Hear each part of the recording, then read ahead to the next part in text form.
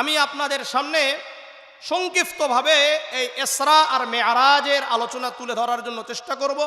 কোরআন এবং হাদিসে যতটুকু আছে যতটুকু আছে কোরআন এবং হাদিসের সহিহ হাদিসগুলো দ্বারা প্রমাণিত, এর বাহিরে আমি একটা কথা বলতে যাব না। আল্লাহ রাব্বুল আলামিন আমাদের সবাইকে সহিভাবে বলার শোনার তৌফিক দান করেন। আলহামদুলিল্লাহ। এক নম্বর, এই যে রাত্রতে আমরা যেটাকে মেরাজের রাত্রি বলি, এই রাত্রতে আসলে মূলত দুটি ঘটনা ঘটে। কয়টা? দুটি ঘটনা।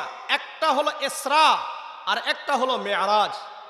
এক নম্বর ইসরা, বলেন ইসরা, আর দ্বিতীয় নাম্বার হলো মেরাজ। ইসরা কাকে বলা হয়, মেরাজ কাকে বলা হয়? ইসরা বলে হুয়া সাইরু লাইলান, যে একটি রাত্রিতে সফর করা, ভ্রমণ করা, এক রাত্রিতে সফর করা, ভ্রমণ করা। উসরিয়া বি রাসূলিল্লাহি সাল্লাল্লাহু আলাইহি ওয়াসাল্লাম মিনাল মাসজিদিল হারাম ইলাল মাসজিদিল আকসা মা জিবরিল আলাইহিস সালাতু ওয়াস সালাম আলা যাহরিল বুরাকি। ইসরা বলা হয়, ভালো করে বুঝেন, ইসরা বলা হয় রাসূলুল্লাহ সাল্লাল্লাহু আলাইহি ওয়াসাল্লামকে মসজিদে হারাম থেকে অর্থাৎ মক্কা থেকে, কাবা থেকে মসজিদে আকসা অর্থাৎ বাইতুল মাকদিস পর্যন্ত জিবরিল আলাইহিস সালাতু ওয়াস সালামের সাথে বুরাকের পিঠে উঠে যেই রাতে যেই সফরটা হয়, এই সফরের নাম হলো ইসরা। এই সফরের নাম কি? ইসরা। মনে থাকবে বিষয়টা। এটা গেল হলো ইসরা। মেরাজ কাকে বলে?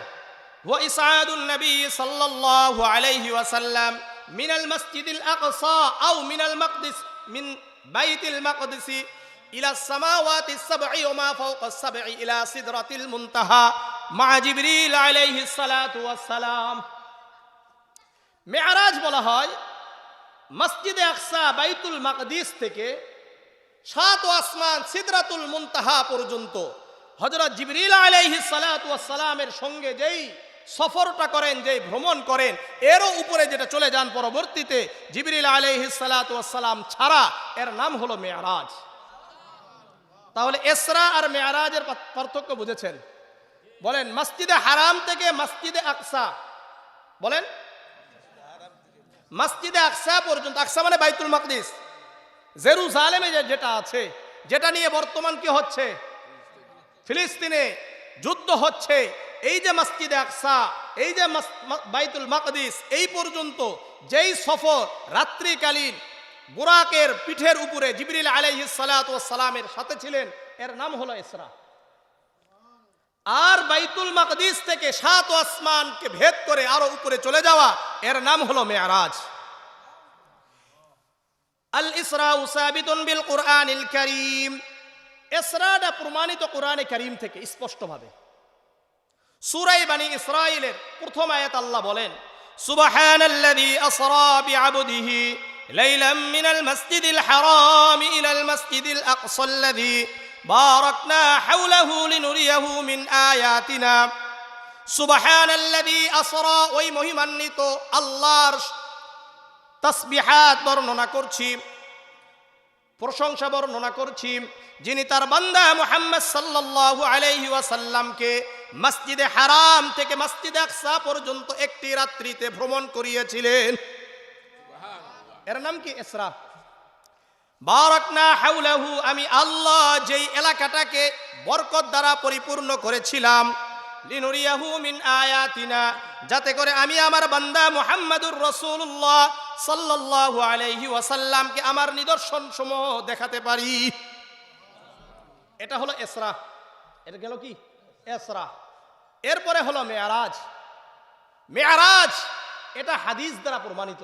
কি দ্বারা প্রমাণিত? হাদিস দ্বারা প্রমাণিত। আমি কয়েকটি হাদিসের কিতাব থেকে একসাথে বলবো, সাজানো গুছানো ভাবে। সহিহ বুখারীর 349, সহিহ মুসলিমের 300, জামিআ তিরমিজির 3131, এরপরে আবারও সহিহ মুসলিম থাকবে, এরপরে আবার সহিহ বুখারীর, আমি নাম্বারগুলো আবারও বলবো, সহিহ বুখারীর 4709 নম্বর হাদিস। এভাবে আমার আলোচনাগুলো ধারাবাহিকভাবে চলতে থাকবে, একটু মনোযোগ সহকারে শোনার জন্য চেষ্টা করবেন ইনশাআল্লাহ। মেরাজটা কিভাবে ঘটলো? عن أنس بن مالك رضي الله تعالى عنه قال كان أبو ذر يحدث أن رسول الله صلى الله عليه وسلم قال فرج عن سقف بيتي وأنا بمكة। আনাস ইবনে মালিক রাদিয়াল্লাহু তাআলা আনহু বর্ণনা করেন, আবু যর গিফারি রাদিয়াল্লাহু তাআলা আনহু বর্ণনা করেছেন, আল্লাহর রাসূল সাল্লাল্লাহু আলাইহি ওয়াসাল্লাম বলেন, আমি মক্কা থাকা অবস্থায় একদিন উম্মে হানি রাদিয়াল্লাহু তাআলা আনহার ঘরে ছিলাম। হঠাৎ দেখি আমার যেই ঘরে ছিলাম ওই ঘরের ছাদটা বিদীর্ণ হয়ে গেল, উন্মুক্ত হয়ে গেল। আমি যেই ঘরে ছিলাম এই ঘরের ছাদটা উন্মুক্ত হয়ে গেল। ফানাজালা জিবরিল আলাইহিস সালাতু ওয়াস সালাম, জিবরিল আলাইহিস সালাতু ওয়াস সালাম ওই ছাদ দিয়ে ভিতরে প্রবেশ করলেন। ভিতরে প্রবেশ করার পরে ফাফারাজা সদরি, জিবরিল আলাইহিস সালাতু ওয়াস সালাম আমার বক্ষকে উন্মুক্ত করলেন, বিদীর্ণ করলেন। ফাগাসালাহু বিমা'i জামজাম, হযরত জিবরিল আলাইহিস সালাতু ওয়াস সালাম আমার বক্ষের ভিতরে যে ময়লাগুলো ছিল এগুলো বের করে জামজামের পানি দ্বারা পরিষ্কার করে ফেললেন। জামজামের পানি দ্বারা পরিষ্কার করেছেন। ثم جاءني بطست من ذهب ممتلئ حكمة وإيمانا, হযরত জিবরিল আলাইহিস সালাতু ওয়াস সালাম একটি স্বর্ণের পাত্র নিয়ে আসলেন, যেই পাত্রের মধ্যে ঈমান এবং ইলম দ্বারা পরিপূর্ণ ছিল। মনে করলেন এই যে একটা কি পাত্র না, প্লেট তো না, এটা হলো স্বর্ণের প্লেট।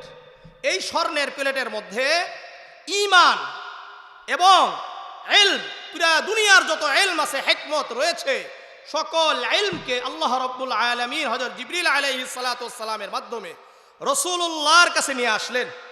আনার পরে ফাআফরাগাহু ফি সাদরি, জিবরিল আলাইহিস সালাতু ওয়াস সালাম ওই ঈমান এবং হিকমতকে আল্লাহর রাসূল সাল্লাল্লাহু আলাইহি ওয়াসাল্লামের বক্ষের ভিতরে ঢুকিয়ে দিলেন। সুবহানাল্লাহ। সুম্মা আতবাকাহু, এরপরে এই বক্ষকে বন্ধ করে দিলেন। বক্ষকে কি করছেন? বন্ধ করে দিয়েছেন। এরপরে সহিহ মুসলিমের 300 নম্বর হাদিস, عن أنس بن مالك رضي الله تعالى عنه قال قال رسول الله صلى الله عليه وسلم أوتيت بالبراق وهو دابة أبيض طويل فوق الحمار دون البغل। আনাস ইবনে মালিক রাদিয়াল্লাহু তাআলা আনহু বর্ণনা করেন, আল্লাহর রাসূল সাল্লাল্লাহু আলাইহি ওয়াসাল্লাম বলেন, আমার এই বক্ষকে পরিপূর্ণ করার পরে, অর্থাৎ বন্ধ করে দেওয়ার পরে আমার কাছে একটি বোরাক আনা হলো। হুয়া দাব্বাতুন আবিয়াস, খুবই সাদা ধবধবে, তাওয়ীলুন ফাওকাল হিমার দুনাল বাগাল, যেটা গাধা থেকে বড় ছিল, খচ্চর থেকে ছোট ছিল। ইয়াদউ হাফিরাহু ইনদা মুনতাহা তরফিহি, আর এই যে জন্তুটা আছে বোরাক, এটার চোখে, ভাই বারবার এখানে আসা যাওয়া করেন, আমি খাবো না তো, ওদিক থেকে ইয়া করেন না, সব সরান, সবগুলো সরান, আমার এদিকে আর বারবার আসবেন না। বুরাকের দৃষ্টিসীমা শেষ পর্যন্ত যতটা যেত, তার প্রতিটি পদক্ষেপ তত দূরে চলে যেত। বুঝে আসছে? যতটা দূরে থাকতো। এরপরে জামিআ তিরমিজির 3131 নম্বর হাদিস, عن أنس بن مالك رضي الله تعالى عنه قال أن النبي صلى الله عليه وسلم أوتي بالبراق, বুরাককে নিয়ে আসা হলো। মুলজামান মুসারজান, হাদিসের মধ্যে আসছে, অর্থাৎ লাগাম লাগানো, মুখে কি ছিল? লাগাম লাগানো ছিল, জিমপুশ ছিল। ফাস্তাসাবা আলাইহি, কিন্তু খেয়ে সে খুব একটু তেজ দেখালো, লাফালাফি করছিল। ফাকাল লাহু জিবরিল আলাইহিস সালাতু ওয়াস সালাম আবি মুহাম্মাদিন তাফআলু হাদা, তুমি মুহাম্মদ সাল্লাল্লাহু আলাইহি ওয়াসাল্লামের সাথে এই আচরণ কেন করছো? তুমি রাসূলের সামনে, মুহাম্মদ সাল্লাল্লাহু আলাইহি সাল্লামের সামনে তুমি এই আচরণ করছো। ফামা রাকিবাকা আহাদুন আকরামু আলাল্লাহি মিনহু, জিবরিল আলাইহিস সালাতু ওয়াস সালাম ওই বুরাককে সম্বোধন করে বললেন, এ পর্যন্ত তোমার উপর যত মানুষ আরোহণ করেছে, যত মানুষ উঠেছে, এর মধ্যে আল্লাহ রাব্বুল আলামিনের কাছে সবচাইতে সম্মানিত হলো মুহাম্মদ সাল্লাল্লাহু আলাইহি ওয়াসাল্লাম। এই হাদিস থেকে বোঝা যায় যে যেই বুরাকটাকে আল্লাহ রসুলের জন্য আনা হয়েছিল, ওই বুরাকের উপরে আগে অন্যান্য আম্বিয়া আলাইহিস সালাতু ওয়াস সালামও উঠেছেন। না হলে এই কথা বলতেন না যে তোমার উপর এ যাবত যত কেউ আরোহণ করেছে, তন্মধ্যে মুহাম্মদ সাল্লাল্লাহু আলাইহি সাল্লাম আল্লাহর কাছে সবচেয়ে বেশি দামি। বুঝা আসছে? এটা একটা নতুন কথা পাইলেন, তাই না? ফারফাদ্দ আরাকান, তখন ওই বুরাক স্থির হয়ে গেল। যখন স্থির হলেন, আবার সহিহ মুসলিমের 300 নম্বর হাদিসের দিকে আমি আবার চলে যাচ্ছি। এখন আল্লাহর রাসূল বলেন, ফারাকিবতুহু, আমি আরোহণ করলাম বুরাকের উপরে, হাত্তা আতাইতু বাইতুল মাকদিস, কোথায় চলে গেলাম? বাইতুল মাকদিস, অর্থাৎ মসজিদ আকসায় গেলাম। ফারাবাতুহু বিল হালকাতিল্লাতী ইয়ারবিতু বিহিল আম্বিয়া, বাইতুল মাকদিসের সামনে গিয়ে যখন আমি নামলাম, বুরাককে ওই খুঁটির সাথে বাঁধলাম, যেই খুঁটিগুলোর মধ্যে আম্বিয়া আলাইহিস সালাতু ওয়াস সালাম তাদের বাহনগুলো বাঁধতেন। এখানে ভালো করে বুঝেন বিষয়টা। ওখানে বাইতুল মাকদিসে যাওয়ার পরে সামনে একটা খুঁটি ছিল, এই খুঁটিতে বুরাককে আল্লাহর রাসূল বাঁধলেন, যেই খুঁটিতে আম্বিয়া আলাইহিস সালাতু ওয়াস সালামরাও বাঁধতেন। এখান থেকে দুটি কথা। এক নম্বর কথা, এই বাইতুল মাকদিসে অন্যান্য নবীরাও এই বুরাকের উপর সফর করেছেন, এসে ওখানে বাঁধছেন। দ্বিতীয় নাম্বার হলো, যেহেতু বাইতুল মাকদিসকে কেন্দ্র করে আম্বিয়া আলাইহিস সালাতু ওয়াস সালামের এলাকা ছিল, আর আম্বিয়া আলাইহিস সালাতু ওয়াস সালাম তারা তাদের বিভিন্ন জীব জন্তু লালন পালন করত, তারা পুষত, এগুলোকে বিভিন্ন সময় এসে তারা ওখানে বাঁধতেন। তৃতীয় কথা হলো, এখান থেকে বোঝা যায় যে আমাদের জন্য প্রত্যেকটি মসজিদের সামনে একটা করে গ্যারেজ থাকা দরকার। যেই গ্যারেজে আমরা কি করব, মসজিদে যখন নামাজ পড়তে আসব, এসে আমাদের যেগুলো বাহন আছে, আমাদের সাইকেল হোক আর বাইক হোক, যেটাই হোক, যেন আমরা ভালো করে ওটাকে রাখতে পারি। এই কারণে আল্লাহ রাব্বুল আলামিন সেই বাইতুল মাকদিস থেকে মেরাজের রাত্রিতে, ইসরার রাত্রিতে এই ঘটনা বুঝাইছেন। এখান থেকে আরেকটি বিষয় বোঝা দরকার, সেটা হলো বুরাক এটা কার হুকুমে আসছে? কার সাথে আছে? জিবরিল আলাইহিস সালাতু ওয়াস সালাম এবং মুহাম্মদ সাল্লাল্লাহু আলাইহি সাল্লামের সাথে আছে। এই বুরাককে বাঁধার কি দরকার? বাঁধার দরকার আছে? পালিয়ে যাবে? তাহলে বাঁধছে কেন? আমাদেরকে বোঝানো উদ্দেশ্য, আমাদেরকে শিক্ষা দেওয়া উদ্দেশ্য যে তোমার যেই বাহন থাকবে, এই বাহনের সেফটি, এই বাহনের রক্ষণাবেক্ষণের দায়িত্ব তোমার। বুঝা আসছে? আমরাও যখন বিভিন্ন জায়গায় যাব, আমরা বাইক নিয়ে গিয়ে ওটা রেখে চলে যাব না, বরং ওটাতে চাবি দিব, এরপরে ভালো একটা জায়গায় রেখে তারপর আমরা মসজিদে ঢুকবো। মনে থাকবে? আল্লাহ রাসূল, আল্লাহ রাব্বুল আলামিন বুঝার তৌফিক দান করেন। বাঁচছেন। ফাদাখালতুল মসজিদ, আল্লাহর রাসূল বলেন আমি মসজিদে প্রবেশ করলাম। ফাসাল্লাইতু ফীহি রাকাতাইন, 2 রাকাত সালাত আদায় করলাম। সকল আম্বিয়া আলাইহিস সালাতু ওয়াস সালামের ইমামতি করলাম। এই কারণে আমাদের নবী মুহাম্মদুর রাসূলুল্লাহকে ইমামুল মুরসালিন বলা হয়। কি বলা হয়? ইমামুল মুরসালিন বলা হয়। নামাজ শেষ, আল্লাহর রাসূল বললেন ফাখরাজতু, আমি বের হলাম। কোথায় থেকে? মসজিদ থেকে বের হয়েছি। ফাজাআনি জিবরিল আলাইহিস সালাতু ওয়াস সালাম বিইনাইম মিন লাবানিন ওয়া খামরিন, জিবরিল আলাইহিস সালাতু ওয়াস সালাম আমার কাছে 2টি পাত্র আনলেন। একটি পাত্রে দুধ আর একটি পাত্রে মদ ছিল। ফাখতারতুল লাবনা, আমি মুহাম্মদুর রাসূলুল্লাহ সাল্লাল্লাহু আলাইহি ওয়াসাল্লাম দুধ গ্রহণ করলাম এবং পান করলাম। ফাকাল লাহু জিবরিল আলাইহিস সালাতু ওয়াস সালাম, বললেন ইখতারতাল ফিতরা, আপনি ফিতরাতকে গ্রহণ করেছেন। আপনি কি করেছেন? ফিতরাতকে গ্রহণ করেছেন। এই কথাটাকে আরো সুন্দর করে সহিহ বুখারীর 4709 নম্বর হাদিসে বলছেন। আবু হুরায়রা রাদিয়াল্লাহু তাআলা আনহু থেকে বর্ণিত, উনি বলেন যখন বাইতুল মাকদিসে নিয়ে যাওয়া হলো, বিকাদহাইম মিন লাবানিন আও খামরিন, আল্লাহর রাসূলের কাছে একটি পেয়ালায় একটি পাত্রে দুধ আর একটি পাত্রে মদ নিয়ে আসলো। ঠিক আছে? ফানাযারা ইলাইহিমা, আল্লাহর রাসূল সাল্লাল্লাহু আলাইহি ওয়াসাল্লাম 2টি পাত্রের দিকে তাকালেন। আখাযাল লাবানা, আল্লাহ রসুল সাল্লাল্লাহু আলাইহি সাল্লাম দুধের এই গ্লাসটাকে নিলেন এবং পান করলেন। নিয়ে কি করছেন?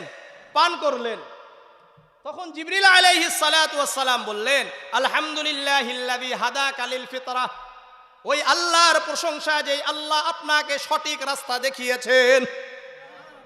লাউ আখাস্তাল খামরা গাওয়াত উম্মাতুক, যদি আজকে আপনি দুধ পান না করে মদ পান করতেন তাহলে আপনার পুরা উম্মত পথভ্রষ্ট হয়ে যেত। আজকে আমরা পথভ্রষ্ট হয়ে যেতাম। এই জন্য রাসূল করিম সাল্লাল্লাহু আলাইহি সাল্লাম দুধ পান করছেন। কথা পরিষ্কার হচ্ছেন?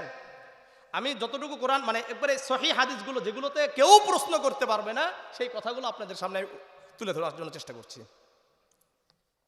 এরপরে রাসূল করিম সাল্লাল্লাহু আলাইহি সাল্লাম এখন বলছেন, দেখেন এখন উপরে যাবেন, কিভাবে যাবেন এগুলোতে শিক্ষণীয় কথাগুলো আছে। সুম্মা আরাজা বিনা ইলাস সামাই ফাস্তাফতাহা জিবরিল আলাইহিস সালাতু ওয়াস সালাম, জিবরিল আলাইহিস সালাতু ওয়াস সালাম আমাকে বাইতুল মাকদিস থেকে প্রথম আসমানে নিয়ে গেলেন। ফাস্তাফতাহা জিবরিল আলাইহিস সালাতু ওয়াস সালাম, জিবরিল আলাইহিস সালাতু ওয়াস সালাম বললেন প্রথম আসমানের প্রহরীদেরকে, এই খোলো। ইলা মান আনতা, জিবরিল আলাইহিস সালাতু ওয়াস সালামকে প্রহরীরা বলল, আপনি কে?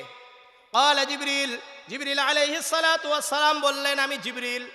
আবার বললেন ওয়াকিলা মান মাআকা, আপনার সাথে উনি কে?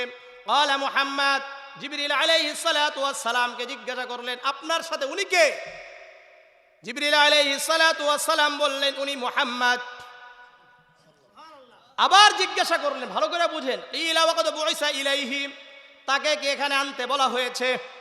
জিবরিল আলাইহিস সালাতু ওয়াস সালামকে প্রশ্ন করেছেন প্রথম আসমানের প্রহরী ফেরেশতারা, আপনাকে কি মুহাম্মদকে এখানে আনতে বলা হয়েছে? ইলা ওয়াকাদ বুইসা ইলাইহি, জিবরিল আলাইহিস সালাতু ওয়াস সালাম বললেন হ্যাঁ আনতে বলা হয়েছে। এখন এইখানে কথাটা ভালো করে বুঝেন। আপনাদের কাছে আমার প্রশ্ন, প্রথম আসমানের ফেরেশতারা জিবরিল আলাইহিস সালাতু ওয়াস সালামকে চিনে না? মুহাম্মদ সাল্লাল্লাহু আলাইহি সাল্লামকে চিনে না? তাহলে প্রশ্ন করলো কেন? আসেন, আমরা এটা জানি আলহামদুলিল্লাহি রাব্বিল আলামিন, সকল প্রশংসা কার? যিনি জগৎ সমূহের রব, তাই না? মানে আল্লাহর যত জগৎ আছে সকল জগতের রবকে আল্লাহ, আর যত জগতের রব আল্লাহ। সূরাতুল আম্বিয়ার 107 নম্বর আয়াতে আল্লাহ বলেছেন ওয়ামা আরসালনাকা ইল্লা রাহমাতাল লিল আলামিন, হে নবী মুহাম্মদ আপনাকে পুরা যত জগৎ রয়েছে যত জগৎ সমূহের রব আমি, সকল জগতের রহমত আপনি। তাহলে ফেরেশতারা নবীকে চিনে না? তাহলে কেন জিজ্ঞাসা করলো? শোনেন, যারা প্রহরী থাকবে তাদের এটা দায়িত্ব যে গেট দিয়ে ঢুকতে চাইবে তার পরিচয় জিজ্ঞাসা করা, এটা তার দায়িত্ব। আর যখন জিজ্ঞাসা করবে আপনি যত বড়ই কিছু হয়ে যান না কেন, আপনার প্রশ্নের এবং আপনার পরিচয় তাকে দিতে হবে। এটা হলো শিক্ষা। আবার আপনার সাথে অন্য কাউকে যদি আপনি নিয়ে যেতে চান তার সম্পর্কেও আপনাকে বলতে হবে, এবং যিনি গেটে থাকবেন তার দায়িত্ব তার কাছে জিজ্ঞাসা করা যে আপনি যাকে নিয়ে আসছেন তার কি এখানে ঢোকার অনুমতি আছে কিনা, তাই না? এই প্রশ্নগুলো করবেন, এরপরে উত্তর দিবেন, তারপরে যাবেন। এই প্রশ্ন শেষ, ফাফুতিহা লানা, জিবরিল আলাইহিস সালাতু ওয়াস সালাম আর মুহাম্মদ সাল্লাল্লাহু আলাইহি সাল্লামের জন্য প্রথম আসমানের দরজাকে খুলে দেওয়া হলো। উপরে উঠলেন, আল্লাহর রাসূল বলেন ফাইদা আনা বি আদম আলাইহিস সালাতু ওয়াস সালাম, আমার সাথে আদম আলাইহিস সালাতু ওয়াস সালামের দেখা হয়ে গেল। ফারাহাবা বি ওয়া দাআলি বিখাইরিন, হযরত আদম আলাইহিস সালাতু ওয়াস সালাম আমাকে স্বাগত জানালেন, আমার জন্য কল্যাণের দোয়া করলেন। এই কথাটা আরো সুন্দর করে সহিহ বুখারীর 349 নম্বর হাদিসে আছে। সেখানে কি আল্লাহর রাসূল বলেন কুলতু লি জিবরিল মান হাযা, আমি জিবরিল আলাইহিস সালাতু ওয়াস সালামকে জিজ্ঞাসা করলাম ইনি কে? ক্বালা হাযা আদম, জিবরিল আলাইহিস সালাতু ওয়াস সালাম বললেন ইনি হলো আদম আলাইহিস সালাতু ওয়াস সালাম। এরপরে ওয়াল আসবিদাতুল্লাতী আন ইয়ামিনিহি ওয়া শিমালিহি নাসামু বানিহি ফাহলুল ইয়ামিনি মিনহুম আহলুল জান্নাহ ওয়াল আসবিদাতুল্লাতী আন শিমালিহি আহলুন নার। আল্লাহর রাসূল সাল্লাল্লাহু আলাইহি ওয়াসাল্লাম বলেন, আদম আলাইহিস সালাতু ওয়াস সালামের ডান পার্শ্বে এবং বাম পার্শ্বে তার কিছু সন্তান দেখলাম। জিবরিল আলাইহিস সালাতু ওয়াস সালাম জানিয়ে দিলেন, তার ডান পার্শ্বে যেই সন্তানগুলো রয়েছে এরা হলো জান্নাতি। ডানপন্থী যারা তারা জান্নাতি। ওয়া আহলুশ শিমালি হুম আহলুন নার, আর যারা বামপন্থী তারা জাহান্নামী। এই জন্য আমাদের বাংলাদেশে একটা কথা আছে, ডানপন্থীরা ইসলামপন্থী। ডানপন্থীরা কি? ইসলামপন্থী। যারা ইসলামপন্থী এরা হলো ডানপন্থী, এরা জান্নাতি। আর যারা ইসলাম বিদ্বেষী আমাদের বাংলাদেশে তাদের পরিচয় হলো বামপন্থী। এই কথা আমাদের নয়, এই কথা প্রথম আসমানের। কার কথা? প্রথম আসমানের কথা। কথাটা ভালো করে বুঝেন, দলিল দিবেন যে ডানপন্থী আর বামপন্থী কোথায় পাইছেন? বলবেন যে প্রথম আসমানে মেরাজের রাত্রিতে রসুল করিম সাল্লাল্লাহু আলাইহি ওয়াসাল্লাম ওখান থেকে নিয়ে আসছে। আল্লাহর একটা স্পষ্ট কথা, ভালো করে বুঝেন। জিবরিল আলাইহিস সালাতু ওয়াস সালাম কি বলছেন? আহলুল ইয়ামিন মিনহুম আহলুল জান্নাহ, যারা ডানপন্থী তারা জান্নাতি। ওয়াল আসওয়াদাতুল্লাতী কিবলা শিমালিহি হুম আহলুন নার, আর যারা বামপন্থী এরা জাহান্নামী। ফাইদা নাযারা আন ইয়ামিনিহি যাহিকা, হযরত আদম আলাইহিস সালাতু ওয়াস সালাম যখন ডান দিকে তাকান তখন হাসেন। যখন ডান দিকে তাকায় হাসে। ওয়াইদা নাযারা কিবলা শিমালিহি বাকা, আর যখন বাম দিকে তাকায় তখন আদম আলাইহিস সালাতু ওয়াস সালাম ক্রন্দন করেন, কারণ এরা জাহান্নামে চলে যাবে। আমাদের এই জন্য কষ্ট হয়, যারা বামপন্থী তাদের জন্য আমাদের ক্রন্দন হয়। আমরা কান্নাকাটি করি, তাদেরকে বারবার বোঝানোর চেষ্টা করি যে আপনারা বামপন্থী না হয়ে ডানপন্থী হয়ে যান। বুঝে আসছে? এই পর্যন্ত প্রথম আসমানের ঘটনা শেষ। সুম্মা আরজা বিনা ইলাস সামাইস সানিয়া, দ্বিতীয় আসমানে আমাকে উঠানো হলো। ফাস্তাফতাহ জিবরিল আলাইহিস সালাতু ওয়াস সালাম, আবার জিবরিল আলাইহিস সালাতু ওয়াস সালাম বললেন খোলো। তাকে জিজ্ঞাসা করা হলো, কিলা মান আনতা, আপনি কে? ক্বালা জিবরিল, আমি জিবরিল। কিলা মান মাআকা, আপনার সাথে উনি কে? ক্বালা মুহাম্মদ, বললেন উনি মুহাম্মদ। কিলা ক্বাদ বুইসা ইলাইহি, আবার জিজ্ঞাসা করা হলো তাকে কি আনতে বলা হয়েছে? ক্বাদ বুইসা ইলাইহি, জিবরিল আলাইহিস সালাতু ওয়াস সালাম বললেন হ্যাঁ আনতে বলা হয়েছে। ফাফুতিহা লানা, আমাদের জন্য দ্বিতীয় আসমান খুলে দেওয়া হলো। ফাইদা আনা, আল্লাহর রাসূল সাল্লাল্লাহু আলাইহি ওয়াসাল্লাম বলেন, বিইবনাইল খালাতি ঈসা ইবনে মারইয়াম আলাইহিস সালাতু ওয়াস সালাম ওয়া ইয়াহইয়া ইবনে যাকারিয়া আলাইহিস সালাতু ওয়াস সালাম, দুই খালাতো ভাই ঈসা ইবনে মারইয়াম এবং ইয়াহইয়া ইবনে যাকারিয়া আলাইহিমুস সালাতু ওয়াস সালাম উভয়ের সাথে দ্বিতীয় আসমানে আমার সাক্ষাৎ হলো। ফারহাবা বি ওয়া দাআওয়া লি বিখাইরিন, তারা উভয়ে আমাকে স্বাগত জানালেন এবং আমার জন্য কল্যাণের দোয়া করলেন। সুতরাং আপনার সাথে যার দেখা হবে, আমি এখানে আসছি, এখন আপনাদের সাথে আমার দেখা হয়েছে, সুতরাং আপনারা আমার জন্য কল্যাণের দোয়া করবেন। এটা শিক্ষা। কিসের দোয়া করবেন? কল্যাণের দোয়া করবেন। আল্লাহর রাসূল গিয়েছেন, আল্লাহর রাসূলের জন্য তারা কল্যাণের দোয়া করেছেন। সুম্মা আরাজা বিনা ইলাস সামাইস সালিসাতি, তৃতীয় আসমানে গেলেন, ওই একই বিষয়, ওইভাবেই প্রশ্ন করার পরে ফাফুতিহা লানা, খুলে দেওয়া হলো। ফাইদা আনা বিইউসুফ আলাইহিস সালাতু ওয়াস সালাম, তৃতীয় আসমানে ইউসুফ আলাইহিস সালাতু ওয়াস সালামের সাথে সাক্ষাৎ হলো। ইউসুফ আলাইহিস সালাতু ওয়াস সালাম কে? আল্লাহর রাসূল বলেন, ইদা হুয়া কদ উতিয়া শাতরাল হুসনি, যাকে পুরা দুনিয়ার অর্ধেক সৌন্দর্য দান করা হয়েছে। ফারহাবা বি ওয়া দাআ লি বিখাইরিন, ইউসুফ আলাইহিস সালাতু ওয়াস সালাম আমার জন্য কল্যাণের দোয়া করলেন এবং স্বাগত জানালেন, কল্যাণের দোয়া করলেন। সুম্মা আরাজা বিনা ইলাস সামাইর রাবিআ, চতুর্থ আসমানে আমাকে নিয়ে যাওয়া হলো। এইভাবে বিভিন্ন প্রশ্নের উত্তর দেওয়ার পরে ফাফুতিহা লানা, চতুর্থ আসমান আবার খুলে দেওয়া হলো। আমরা উঠলাম। ফাইদা আনা বিইদ্রিস আলাইহিস সালাতু ওয়াস সালাম, আমার সাথে ইদ্রিস আলাইহিস সালাতু ওয়াস সালামের সাক্ষাৎ হয়ে গেল। উনিও আমাকে ফারহাবা বি ওয়া দাআ লি বিখাইরিন, উনিও আমার জন্য আমাকে স্বাগত জানালেন, কল্যাণের দোয়া করলেন। তাহলে প্রথম আসমানে আদম আলাইহিস সালাতু ওয়াস সালাম, দ্বিতীয় আসমানে ঈসা ইবনে মারিয়াম এবং ইয়াহইয়া ইবনে জাকারিয়া আলাইহিমুস সালাতু ওয়াস সালাম। তৃতীয় আসমানে হযরত ইউসুফ আলাইহিস সালাতু ওয়াস সালাম। চতুর্থ আসমানে হযরত ইদ্রিস আলাইহিস সালাতু ওয়াস সালাম। থুম্মা আরজাবানা ইলাস সামাইল খামিসা, পঞ্চম আসমানে নিয়ে যাওয়া হলো, একই ধরনের প্রশ্ন করা হলো। ফাফুতিহা লানা, খুলে দেওয়া হলো। ফাইদা আনা বিহারুন আলাইহিস সালাতু ওয়াস সালাম, ওখানে হারুন আলাইহিস সালাতু ওয়াস সালামের সাথে সাক্ষাৎ। ফারাহাবা বি ওয়া দাআলি বিখাইরিন, উনিও আমাকে স্বাগত জানালেন, কল্যাণের দোয়া করলেন। থুম্মা আরাজা বিনা ইলাস সামাইস সাদিসা, ষষ্ঠ আসমানে গেলাম, একই ধরনের প্রশ্ন আমাদের জন্য। ফাফুতিহা লানা, ষষ্ঠ আসমান খুলিয়ে দেওয়া হলো। ফাইদা আনা মুসা আলাইহিস সালাতু ওয়াস সালাম, মুসা আলাইহিস সালাতু ওয়াস সালামের সাথে সাক্ষাৎ। কার সাথে? মুসা আলাইহিস সালাতু ওয়াস সালামের সাথে সাক্ষাৎ। উনার সাথে যেই ঘটনা, এটা হলো প্রত্যাবর্তনের সময়, মানে ফিরে আসার সময় ঘটনা, আগে ঘটনা হয়নি।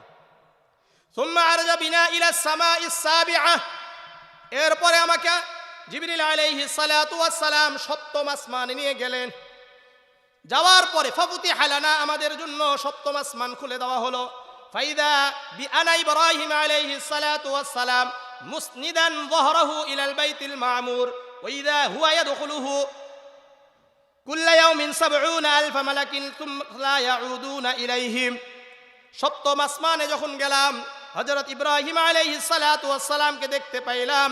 উনি বাইতুল মামুরে পিঠ লাগিয়ে দিয়ে বসে আছেন। বাইতুল মামুর, যেটা আমাদের কাবার একেবারে বরাবর সোজাসুজি আছে, সপ্তম আসমানে এইভাবে বসে আছেন। তো বসে আছেন বাইতুল মামুর, যেই বাইতুল মামুরে প্রতিদিন ৭০,০০০ ফেরেশতা ঢুকে ঢুকে তওয়াফ করে। যারা একবার করেছে আর কখনো এই ফেরেশতারা এখানে আসার সুযোগ পাবে না। তাহলে কত ফেরেশতা আছে? ইব্রাহিম আলাইহিস সালাতু ওয়াস সালামে সপ্তম আসমানে দেখা হলো। ইব্রাহিম আলাইহিস সালাতু ওয়াস সালাম রাসূলুল্লাহ সাল্লাল্লাহু আলাইহি ওয়াসাল্লামকে এক আশ্চর্যজনক আমল শিখিয়ে দিলেন। কি আমল? জামিআ তিরমিজির ৩৪৬২ নম্বর হাদিস। عن عبد الله بن مسعود رضي الله تعالى عنه قال قال رسول الله صلى الله عليه وسلم لقيت إبراهيم ليلة أسري بي।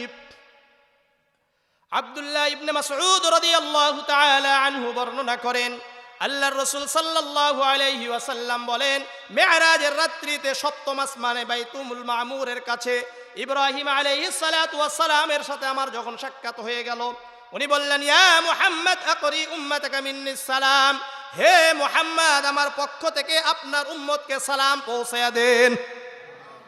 আমি সালাম দিচ্ছি, এটা আপনার উম্মতকে বলবেন যে ইব্রাহিম আলাইহিস সালাতু ওয়াস সালাম তোমাদেরকে সালাম দিয়েছেন। ওয়া আখবিরুহুম আন্নাল জান্নাতা তাইয়্যিবাতুত তুরবাহ, আর আপনার উম্মতকে এটা জানিয়ে দেন, সুসংবাদ দিয়ে দেন, জান্নাতের যেই জমিন হবে এটা সুগন্ধিময়। আমাদের জমিন থেকে, আমাদের ভূমি থেকে কি সুগন্ধি বের হয়? কিন্তু জান্নাতের ভূমি থেকে সুগন্ধি বের হবে। ওয়াজমাতুল মাই, জান্নাতের পানি হলো সুমিষ্ট। ওয়ান্নাহা কিআন, কিন্তু জান্নাতের যেই জমিন আছে এটা উর্বর, এখানে কোনো গাছ গাছালি নাই, কোনো চারা গাছ নাই, কোনো খেজুর গাছ নাই, কোনো কিছু নাই, কোনো গাছ নাই, কোনো কিছু নাই। ভালো করে বুঝেন বিষয়টা। আপনাকে আমাকে জান্নাতে ১ টাকা প্লট দিয়ে দিবে, কিন্তু জান্নাতের যেই জমিন আছে এটা কি থাকবে? ফাঁকা থাকবে। এখন এই ফাঁকাটাকে আপনি যদি পূর্ণ করতে চান, এখানে যদি গাছগাছালি লাগাইতে চান, ইব্রাহিম আলাইহিস সালাতু ওয়াস সালাম বললেন, ওয়া আন্না গিরাসাহা সুবহানাল্লাহ আলহামদুলিল্লাহ লা ইলাহা ইল্লাল্লাহু আল্লাহু আকবার। ইব্রাহিম আলাইহিস সালাতু ওয়াস সালাম আমাদের নবী মুহাম্মদুর রাসূলুল্লাহকে জানিয়ে দিলেন, আপনার উম্মত যখন বলবে সুবহানাল্লাহ, সঙ্গে সঙ্গে জান্নাতে একটি চারা গাছ লেগে যাবে। আবার যখন আপনার উম্মত বলবে আলহামদুলিল্লাহ, সঙ্গে সঙ্গে জান্নাতে একটি চারা গাছ লেগে যাবে। আবার যখন আপনার উম্মত বলবে লা ইলাহা ইল্লাল্লাহ, সঙ্গে সঙ্গে জান্নাতে আরেকটি চারা গাছ লেগে যাবে। আবার যখন বলবে আল্লাহু আকবার, সঙ্গে সঙ্গে জান্নাতে আরেকটি করে চারা গাছ লেগে যাবে। এই জন্য সুবহানাল্লাহ বেশি বলবো না, কম বলবো? প্রতিদিন কমপক্ষে কতবার বলবেন? যত বলবেন আরেকটা হাদিস বলি আপনাদের জন্য, আমলের জন্য। জামিআ তিরমিজির 3471 নম্বর হাদিস, عن عمرو بن شعيب عن أبيه عن جده قال قال رسول الله صلى الله عليه وسلم من سبح الله 100 بالغداة و100 بالعشي كان كمن حج 100 مرة। আমর ইবনে শুআইব তার বাবা থেকে, উনি তার বাবা থেকে বর্ণনা করেন, আল্লাহর রাসূল সাল্লাল্লাহু আলাইহি ওয়াসাল্লাম বলেন, যে ব্যক্তি সকালে 100 বার সুবহানাল্লাহ বলবে, সন্ধ্যায় 100 বার সুবহানাল্লাহ বলবে, ওই ব্যক্তি যেন 100 বার হজ আদায় করলো। আপনি সন্ধ্যায় সকালে কতবার বলবেন সুবহানাল্লাহ? 100 বার। সন্ধ্যায় 100 বার সুবহানাল্লাহ যদি বলেন, আল্লাহ রাব্বুল আলামিন আমার আপনার আমল নামায় 100 বার হজ করার সওয়াব দান করবেন। ওমান হামিদাল্লাহ 100 বিল গাদাতি ওয়া 100 বিল আশি কানা কামান হামালা আলা 100 ফারসিন আও গাযা 100 গাজওয়াতিন। আবার আল্লাহর রাসূল বলেন, যে ব্যক্তি সকালে আলহামদুলিল্লাহ 100 বার বলবে, সন্ধ্যায় 100 বার আলহামদুলিল্লাহ বলবে, ওই ব্যক্তি যেন আল্লাহর রাস্তায় জিহাদের ময়দানে 100 ঘোড়া দান করলো। আও গাযা 100 গাজওয়াতিন, অথবা 100 বার জিহাদে অংশগ্রহণ করলো। ওমান হাল্লাল্লাহ 100 বিল গাদাতি ওয়া 100 বিল আশি কানা কামান আ'তাকা 100 রাকবাতিন মিন ওয়ালাদি ইসমাঈল আলাইহিস সালাতু ওয়াস সালাম। আর যে ব্যক্তি সকালে লা ইলাহা ইল্লাল্লাহ 100 বার বলবে, আবার সন্ধ্যায় লা ইলাহা ইল্লাল্লাহ 100 বার বলবে, ওই ব্যক্তি যেন ইসমাঈল আলাইহিস সালাতু ওয়াস সালামের বংশধরদের মধ্য হতে যারা গোলাম হয়ে গেছে, এরকম 100 গোলাম আজাদ করার সওয়াব পেয়ে যাবে। ওমান কাব্বারাল্লাহ 100 বিল গাদাতি ওয়া 100 বিল আশি। আর যে ব্যক্তি সকালে আল্লাহু আকবার 100 বার বলবে, আবার সন্ধ্যায় 100 বার আল্লাহু আকবার বলবে, লাম ইয়াতি ফি যালিকাল ইয়াউমি আহাদুন বিআকতার মিম্মা জাআ বিহি, ওই ব্যক্তির মতো ওই দিনে অন্য কেউ কোনো বড় আমল করে আনতে পারবে না। ওই ব্যক্তি সবচেয়ে বড় আমলদার। হ্যাঁ, কেউ যদি তার মতো বলে অথবা তার থেকে বেশি বলে, আমি বলেছি মনে করলেন সুবহানাল্লাহ সকালে, আল্লাহু আকবার সকালে 100 বার, সন্ধ্যায় 100 বার, কিন্তু আমাদের খতিব সাহেব উনি 300 বার বলছেন, তাহলে উনি উত্তম। বুঝে আসছে? তাহলে এখন বুঝেন, সুবহানাল্লাহ যদি আমি আপনি সকালে 100 বার, সন্ধ্যায় 100 বার, এভাবে সুবহানাল্লাহ আলহামদুলিল্লাহ লা ইলাহা ইল্লাল্লাহ আল্লাহু আকবার সকাল সন্ধ্যা 100 বার করে পড়ি, তাহলে আমাদেরকে তো আল্লাহ তাআলা এই সওয়াবগুলো দিবেনই, এর পাশাপাশি 800 চারা গাছ আমার আপনার জন্য জান্নাতে লেগে যাবে। কোথায়? জান্নাতে লেগে যাবে। আবার আপনি যদি খেজুর গাছ চান, তাহলে আরেকটা আমল আছে। সহিহ বুখারীর 6405 নম্বর হাদিস, عن أبي هريرة رضي الله تعالى عنه قال قال رسول الله صلى الله عليه وسلم من قال سبحان الله بحمده في يوم 100 مرة حطت خطاياه وإن كانت مثل زبد البحر। আবু হুরায়রা রাদিয়াল্লাহু তাআলা আনহু বর্ণনা করেন, আল্লাহর রাসূল সাল্লাল্লাহু আলাইহি ওয়াসাল্লাম বলেন, যে ব্যক্তি প্রতিদিন 100 বার সুবহানাল্লাহি ওয়া বিহামদিহি বলবে, কতবার? 100 বার সুবহানাল্লাহি ওয়া বিহামদিহি বলবে, তার যদি গুনাহ সমুদ্রের ফেনা পরিমাণ হয়ে যায়, আল্লাহ মাফ করে দিবেন। জামিআ তিরমিজির 3465 নম্বর হাদিস, عن جابر بن عبد الله رضي الله تعالى عنه قال قال رسول الله صلى الله عليه وسلم من قال سبحان الله العظيم وبحمده غرست له نخلة في الجنة। জাবির ইবনে আব্দুল্লাহ রাদিয়াল্লাহু তাআলা আনহু বর্ণনা করেন, আল্লাহর রাসূল সাল্লাল্লাহু আলাইহি ওয়াসাল্লাম বলেন, যে ব্যক্তি একবার বলল সুবহানাল্লাহিল আযীম ওয়া বিহামদিহি, বলেন সুবহানাল্লাহিল আযীম ওয়া বিহামদিহি, বলেন। আমরা এই যে বললাম সুবহানাল্লাহিল আযীম ওয়া বিহামদিহি গুরিসাত লাহু নাখলাতুন ফিল জান্নাহ, জান্নাতে আমার আপনার জন্য প্রত্যেকের জন্য একটি করে খেজুর গাছ লেগে দেওয়া হলো। জান্নাতে যেই গাছগুলো লাগানো হয়, এটা কত বড় হবে? সহিহ বুখারীর, একবারে সহিহ হাদিস, সহিহ বুখারীর 3251 নম্বর হাদিস, عن أنس بن مالك رضي الله تعالى عنه قال قال رسول الله صلى الله عليه وسلم إن في الجنة لشجرة আল্লাহ রসুল সাল্লাল্লাহু আলাইহি ওয়াসাল্লাম বলেন, জান্নাতে আমার আপনার জন্য যে গাছগুলো লাগানো হবে, যে গাছগুলো কি হবে লাগানো হবে, ইয়াসিরুর রাকিবু ফি জিল্লিহা মিয়াতা আমিন লা ইয়াকতাউহা, একটা ঘোড়সওয়ার অর্থাৎ ঘোড়ার উপর আমি আপনি আরোহণ করলাম, এরপরে 100 বছর আমি আপনি দৌড়াইলাম, তারপরেও এক একটি গাছের ছায়া শেষ করতে পারবো না, এক একটা গাছের ছায়া শেষ করতে পারবো না। তাহলে গাছগুলো কত বড় হবে? এই জন্য আমল করবেন তো ইনশাআল্লাহ।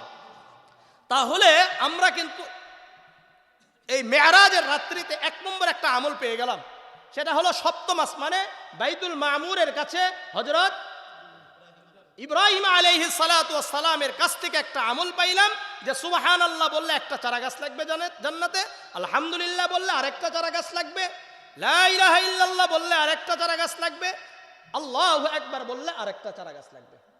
এটা বুঝছেন তো সবাই? আসেন এরপরে সুম্মা যাহাবা বি ইলা সিদরাতিল মুনতাহা, এরপরে জিবরিল আলাইহিস সালাতু ওয়াস সালাম আমাকে নিয়ে সিদরাতুল মুনতাহায় পৌঁছে গেলেন। সিদরাতুল মুনতাহা কি? সহিহ মুসলিমের 320 নম্বর হাদিসের মধ্যে বলা হয়েছে সিদরাতুল মুনতাহা একটা স্টেশন। মনে করলেন আমরা যে আমলগুলো করি না, এই আমলগুলো গিয়ে সিদরাতুল মুনতাহা পৌঁছা যায় আর উপরে ওঠে না, উপর থেকে ফেরেশতারা এসে ওই আমলগুলো নিয়ে উপরে চলে যায়। আবার আল্লাহর পক্ষ থেকে আমাদেরকে কিছু দান করবেন, তখন আল্লাহ রাব্বুল আলামিন প্রেরণ করে এসে এই সিদরাতুল মুনতাহা এই স্টেশনে এসে পৌঁছে, এরপরে নিচের ফেরেশতারা গিয়ে ওটা আবার নিয়ে এসে আমাদেরকে দেন। এটা হলো কি সিদরাতুল মুনতাহা, মনে থাকবে।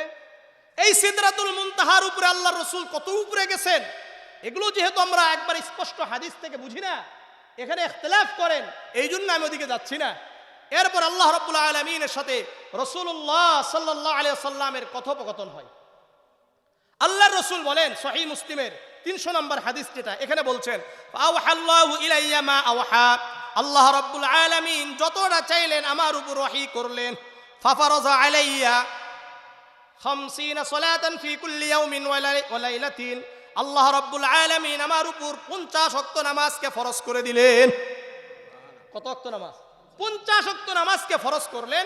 আল্লাহর রাসূল বলেন আমি খুশিতে নিচে নামতে শুরু করলাম, ষষ্ঠ আসমানে আসলাম। ফানাজালতু ইলা মূসা, আমি মূসা আলাইহিস সালাতু ওয়াস সালামের কাছে আসলাম।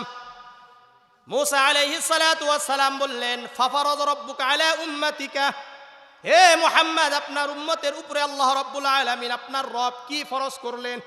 কুলতু 50 সালাতান ফি কুল্লি ইয়াউমিন ওয়া লাইলাতিন, আমি মূসা আলাইহিস সালাতু ওয়াস সালামকে বললাম আল্লাহ রাব্বুল আলামিন আমার উম্মতের উপরে 50 ওয়াক্ত নামাজকে ফরজ করেছেন। কত ওয়াক্ত নামাজ? আল্লাহ রাসূল খুশি। তো মূসা আলাইহিস সালাতু ওয়াস সালাম বললেন ইরজি ইলা রাব্বিক ফাসআলহু তাখফিফ।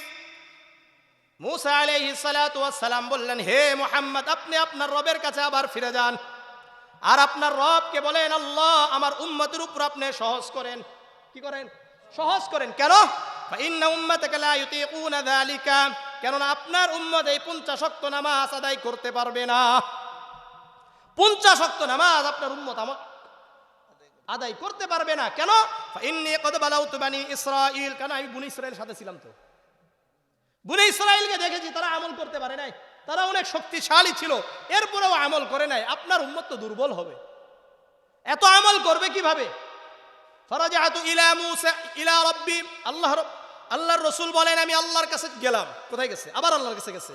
যাওয়ার পরে বলেন ইয়া রাব্বি খাফফিফ আলাইয়া উম্মতি আলা উম্মতি, আয় আল্লাহ হে আমার রব আপনি আমার উম্মতের উপর সহজ করেন। ফাহাত্তু আন্নি খামসান, আল্লাহ রাব্বুল আলামিন আমার উপর থেকে 5 ওয়াক্ত নামাজকে সরে দিলেন, মানে কমায় দিলেন। কত ওয়াক্ত? 5 ওয়াক্ত। আবার রাসূলুল্লাহ সাল্লাল্লাহু আলাইহি ওয়াসাল্লাম মূসা আলাইহিস সালাতু ওয়াস সালামের কাছে আসলেন। আবার মূসা আলাইহিস সালাতু ওয়াস সালাম জিজ্ঞাসা করেছেন, তখন বললেন ফাহাত্তা আন্নি খামসান, হে মূসা আল্লাহ তাআলা আমার উপর থেকে 5 ওয়াক্ত নামাজকে কমিয়ে দিয়েছেন। মূসা আলাইহিস সালাতু ওয়াস সালাম বললেন ইরজি ইলা রাব্বিক, আপনি আপনার রবের কাছে যান। ফাসআলহু তাখফিফ, আপনার রবকে বলেন যে আপনার রব যেন আপনার উম্মতের উপর আরো সহজ করে। আল্লাহ রাসূল বলেন ফালাম আজাল আরজি বাইনা রাব্বি তাবারাকা ওয়া তাআলা ওয়া বাইনা মূসা, আমার রব আর মুসা আলাইহিস সালাতু ওয়াস সালামের মাঝে আমি উঠানামা করা শুরু করলাম। একবার আল্লাহর কাছে যায়, একবার মুসার কাছে যায়। হাত্তা ক্বালা ইয়া মুহাম্মদ, যতক্ষণ পর্যন্ত আল্লাহ রাব্বুল আলামিন এই কথা বললেন না, হে মুহাম্মদ ইন্নাহুন্না খামসু সালাতিন, হে মুহাম্মদ আপনার উম্মতের জন্য 5 ওয়াক্ত নামাজকে ফরজ করলাম। কয়েকত? লিকুল্লি সালাতিন আশারুন, হ্যাঁ 5 ওয়াক্ত নামাজ দিলাম ঠিকই, কিন্তু হে মুহাম্মদ মনে রাখো প্রতি নামাজের ওয়াক্তের বিনিময়ে আমি আল্লাহ 10 গুণ বৃদ্ধি করে দিব। অর্থাৎ আপনার উম্মত যদি ফজরের নামাজ 1 ওয়াক্ত নামাজ ফজরের নামাজ পড়ে, আমি আল্লাহ 10 ওয়াক্ত ফজরের নামাজ পড়ার সওয়াব দান করব। বুঝাচ্ছে? ফালিযালিকা খামসুনা সালাতান, সুতরাং আমরা যদি 5 ওয়াক্ত নামাজ ঠিক মতো আদায় করতে পারি, আল্লাহ রাব্বুল আলামিন আমাদেরকে 50 ওয়াক্ত নামাজের সওয়াব দান করবেন। এজন্য করা যাবে তো ইনশাআল্লাহ। কয় ওয়াক্ত নামাজ? 5 ওয়াক্ত নামাজ পড়া দরকার। আজকে আমাদের 5 ওয়াক্ত নামাজ নাই, সব কিছু ঠিক আছে, মূলত নামাজই নেই। অথচ এই মেরাজের রাত্রিতে মূলত 3টা হাদিয়া আল্লাহ রাব্বুল আলামিন রাসূলুল্লাহকে দান করেছেন। কয়টা হাদিয়া? 3টা হাদিয়া। সহিহ মুসলিমের 320 নম্বর হাদিস, আনা আব্দুল্লাহ রাদিয়াল্লাহু তাআলা আনহু قال উতিয়া রাসূলুল্লাহ সাল্লাল্লাহু আলাইহি ওয়াসাল্লাম সালাসান, মেরাজের রাত্রিতে আল্লাহর রাসূল সাল্লাল্লাহু আলাইহি ওয়াসাল্লামকে 3টি হাদিয়া দেওয়া হয়েছে। কয়টি হাদিয়া? 3টি হাদিয়া দেওয়া হয়েছে। 1 নম্বর উতিয়া সালাতিল খামসা, আল্লাহর রাসূলকে 5 ওয়াক্ত নামাজ দেওয়া হয়েছে। কয় ওয়াক্ত নামাজ? 5 ওয়াক্ত নামাজ দেওয়া হয়েছে। 2 নম্বর উতিয়া খাওয়াতিমা সূরাতিল বাকারাতি, সূরা বাকারার শেষ 2 আয়াত দেওয়া হয়েছে। কয়টা? সূরা বাকারার শেষ 2 আয়াত। ওয়াগফির লিমান ইউশরিক বিল্লাহি মিন উম্মতিহি শাইআন আল মুকহিমাতু, আর আল্লাহর রাসূল সাল্লাল্লাহু আলাইহি ওয়াসাল্লামকে বলা হয়েছে আপনার উম্মত শিরক ছাড়া যত বড় গুনাহ করুক না কেন, যখন সে আমার কাছে তওবা করবে আমি আল্লাহ আপনার উম্মতকে ক্ষমা করে দিব। তাহলে হাদিয়া কয়টা? 1 নম্বর 5 ওয়াক্ত নামাজ, 2 নম্বর সূরা বাকারার শেষ 2 আয়াত। আর আমরা যতই গুনাহ করি না কেন, যদি আল্লাহর কাছে আমরা তওবা করতে পারি আল্লাহ তাআলা ক্ষমা করে দিবেন। মনে থাকবে? সূরা বাকারার শেষ 2 আয়াত সম্পর্কে আমি আপনাদেরকে আরেকটা হাদিস বলি। সহিহ বুখারীর 4008 নম্বর হাদিস, আন আবি মাসউদ মাসউদ আল-বদরি রাদিয়াল্লাহু তাআলা আনহু قال قال رسول الله صلى الله عليه وسلم الآيتان من آخر سورة البقرة من قرأهما في ليلة كفتاه। আবু মাসউদ আল-বদরি রাদিয়াল্লাহু তাআলা আনহু বর্ণনা করেন, আল্লাহর রাসূল সাল্লাল্লাহু আলাইহি ওয়াসাল্লাম বলেন, সূরা বাকারার শেষ 2 আয়াত যারা ঘুমানোর সময় প্রতি রাত্রিতে তেলাওয়াত করবে, আল্লাহ রাব্বুল আলামিন এই 2টি আয়াতের বিনিময়ে তাকে সকল প্রকার অনিষ্টতা থেকে হেফাজত করবেন। কয়টি আয়াত? আমানার রাসূলু বিমা উনজিলা ইলাইহি মির রাব্বিহি ওয়াল মুমিনুন, এখান থেকে শেষ পর্যন্ত। বুঝে আসছে? যারা মুখস্থ পারেন তারা মুখস্থ পড়বেন, যারা দেখে পারেন তারা দেখে পড়বেন। কমপক্ষে 2টি আয়াত অবশ্যই পড়ে আমরা এখন থেকে ঘুমাবো ইনশাআল্লাহ। এই নিয়ত কারা কারা করতে পারেন? করতে পারেন তো ইনশাআল্লাহ? হ্যাঁ। মেরাজ, আপনি মেরাজ নিয়ে লাফালাফি করেন, মেরাজের মূল কি? 5 ওয়াক্ত নামাজ, এটা হলো মেরাজ। মেরাজ কি? সূরা বাকারার শেষ 2 আয়াত, এটা হলো মেরাজ। মেরাজ কি? আপনি সারা জীবন আল্লাহর কাছে তওবা করবেন। সারা জীবন কার কাছে তওবা করবেন? আল্লাহর কাছে তওবা করবেন। সুতরাং আমি আপনাদের কাছে কিছু নামাজের আর কয়েকটা পয়েন্ট বলি। নামাজ পড়েন, নামাজ পড়েন, কারণ নামাজই আমাকে আপনাকে সবাইকে সকল প্রকার অশ্লীলতা থেকে হেফাজত করবেন। সূরাতুল আনকাবুতের 45 নম্বর আয়াত আল্লাহ বলেন, ইন্নাস সালাতা তানহা আনিল ফাহশাই ওয়াল মুনকার, নিশ্চয় সালাত সকল প্রকার অশ্লীলতা থেকে হেফাজত করবেন। সকল প্রকার অশ্লীলতা সব কিছু থেকে এই নামাজ আমাকে আপনাকে বাঁচাবে। আর যারা বলে আগে অন্তর ঠিক করব এরপরে নামাজ পড়ব, তো তাদের কথা ঠিক না আল্লাহর কথা ঠিক? আগে ঈমান ঠিক হোক, এরপরে আগে অন্তর ঠিক করে এরপরে নামাজ পড়ব। আর আল্লাহ বলে তোমার অন্তর তোমার ঈমান সব ঠিক করবে নামাজ। সুতরাং নামাজ পড়বেন তো ইনশাআল্লাহ। নামাজ এতটা জরুরি, এতটা জরুরি।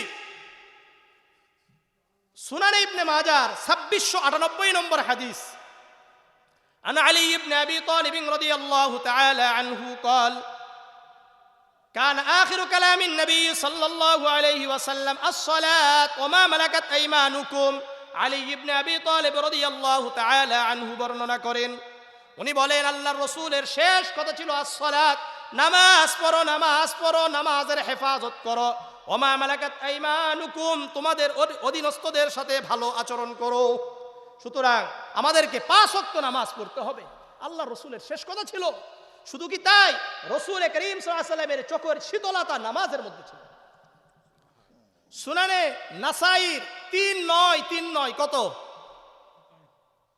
3939 3939 নম্বর হাদিস কত হ্যাঁ عن أنس بن مالك رضي الله تعالى عنه قال قال رسول الله صلى الله عليه وسلم حبب إلي من الدنيا النساء والطيب وجعل قرة عيني في الصلاة আনাস ইবনে মালিক রাদিয়াল্লাহু তাআলা আনহু বর্ণনা করেন আল্লাহর রাসূল সাল্লাল্লাহু আলাইহি ওয়াসাল্লাম বলেন আমার কাছে দুনিয়াতে দুটি জিনিসকে প্রিয় করে দেওয়া হয়েছে কয়টি জিনিস দুটি জিনিস প্রিয় করে দেওয়া হয়েছে এক নম্বর আমার স্ত্রীদেরকে আমার কাছে প্রিয় করে দেওয়া হয়েছে সুতরাং প্রত্যেক মুসলমানের কাছে তার স্ত্রীরা প্রিয় হবে আমার আপনার সবার কাছে আমাদের স্ত্রীরা প্রিয় হতে হবে না পিটাবেন